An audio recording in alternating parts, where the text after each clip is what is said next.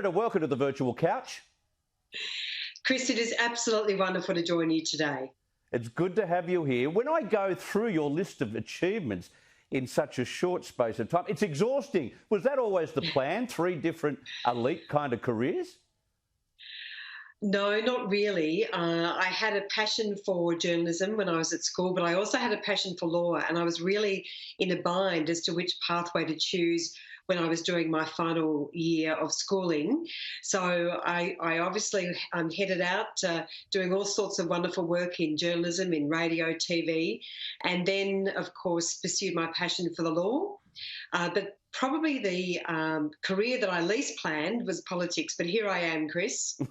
We'll get to the sliding doors moment that led you into a political world, but your mum and dad were politicians, so there was some sign there early on.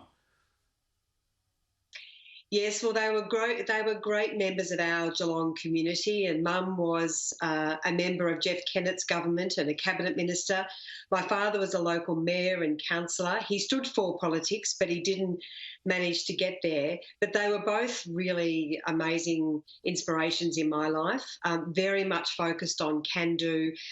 They gave me and my sister Jodie and brother Andrew the inspiration to do whatever we wanted to do, and you know, so they were just both remarkable people. They both died far too young. In fact, it's 25 years since my father died, an incredible amount of time, but both mum and dad remain such a central part of my life. Barely a day goes past. Sorry? I was just going to say, Chris, barely a day goes past when I don't think about them. Yeah, I could imagine. Now, when you think about the television career, a lot of people may have only known you through politics, but you were hosting the 7:30 report at one stage. Here's a little bit of a reminder to our viewers of what Sarah Henderson did first time round. Good evening and welcome. The experience of telling Lynn's story greatly affected Sarah Henderson too.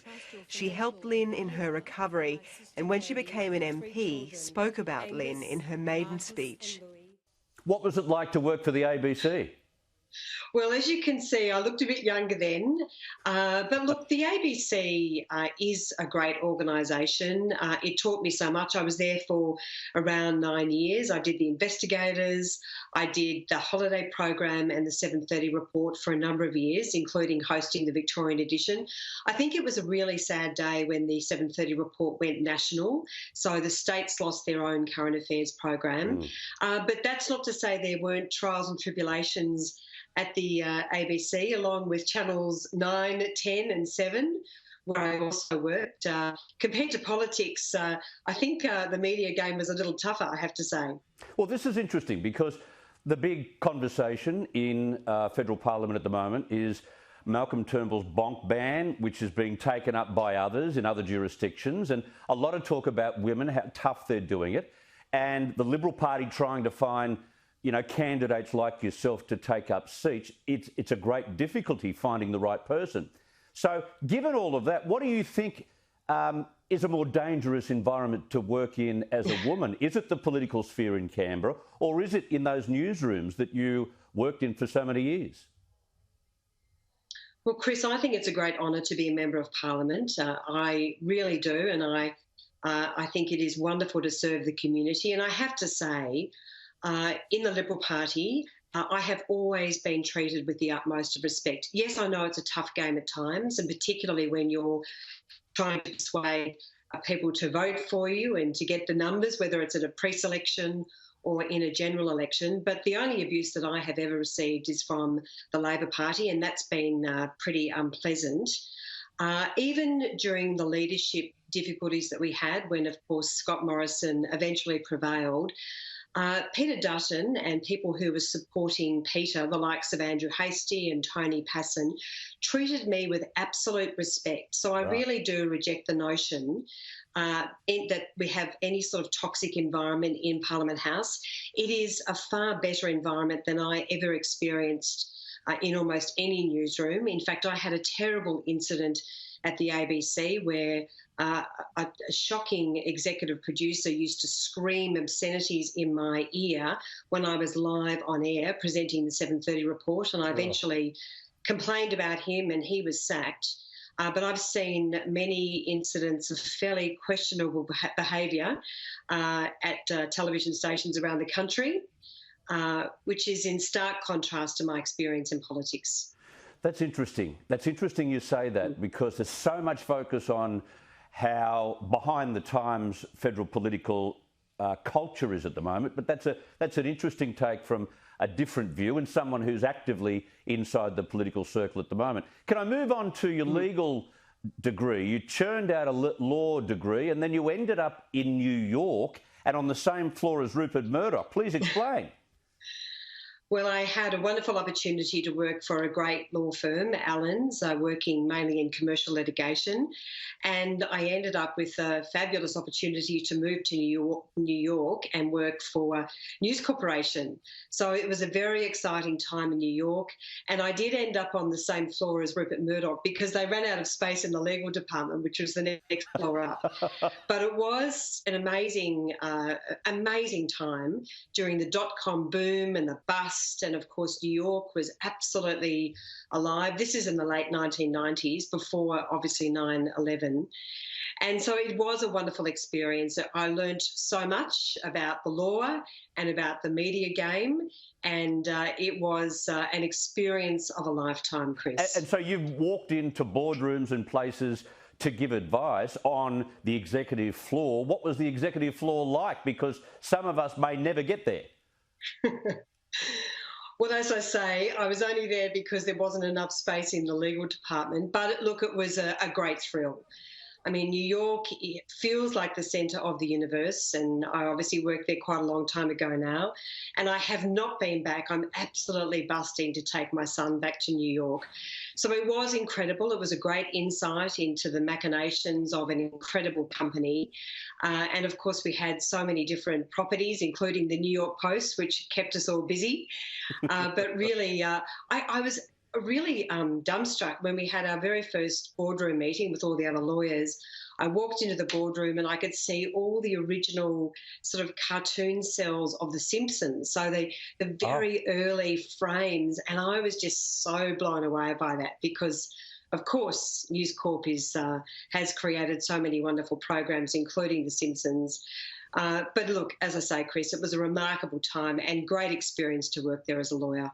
It sounds like it. Okay, so we go from being a lawyer in the other part of the universe, and then you come back to Australia and you somehow found yourself a political candidate for the Liberal Party. What was the sliding doors moment?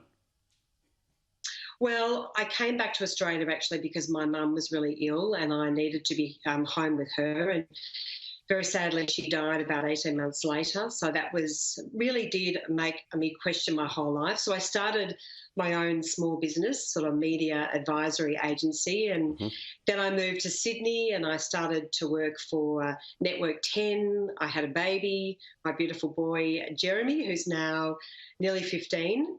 And then I ended up working for National Indigenous TV, which was also a wonderful experience. And it was at that time that Preselection opened for Corangamite because, of course, Labor was in the seat. Stuart McCarver had been there for 23 years. So it was an opportunity that I decided to seize. And when I moved back to Victoria and moved down to Bowen Heads, I just did everything I could to win Preselection. I was dissuaded by some, I have to say.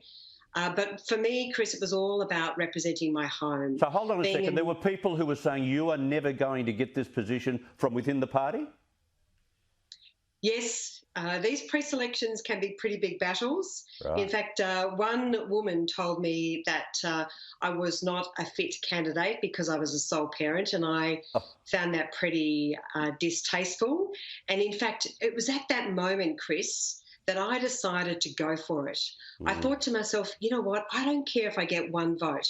That's a disgraceful thing to say. Yeah. And I'm going to go for it. And of course, the rest is history. I did win pre-selection very convincingly, as it turned out. Very proudly embarked on a pathway to represent the Liberal Party. I didn't quite get there in 2010, but of course got there in 2013. Isn't that interesting? And it applies to so many people in these walks of life where you get a slap across the face, and that is what you need to pick yourself up and say, I'm going to teach you a thing or two. I'll get that job.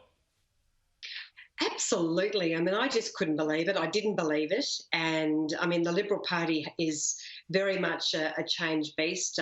We are doing so much to encourage women to join the party, to run for politics. And of course, when I entered the Senate, that was the very first time that we had equal men and women in the Senate, and that was wonderful to see. So things have changed quite a bit. And we are very focused on increasing our representation, which is really wonderful. I think that's interesting. Women make wonderful members of parliament. They sure do. And this is interesting, that the point you have made, we keep bemoaning the fact that we can't get women to stand in seats, and it's true. But if you take the Senate, what is it, 38 apiece? It's close to it. Yes, in fact, I think it's tipped over now by one. So with Lydia Thorpe coming into the Senate. So, yes, we have gender equality in the Senate, and we have really improved our stocks in the Liberal Party as well. And, of course, we've got a number of women in cabinet, many women in the ministry, and so I think things are really improving. But I mean, we are all here on merit, and I think that's really important. We all have to stand up and put our best foot forward, and that's why I don't support a quota system in the Liberal Party.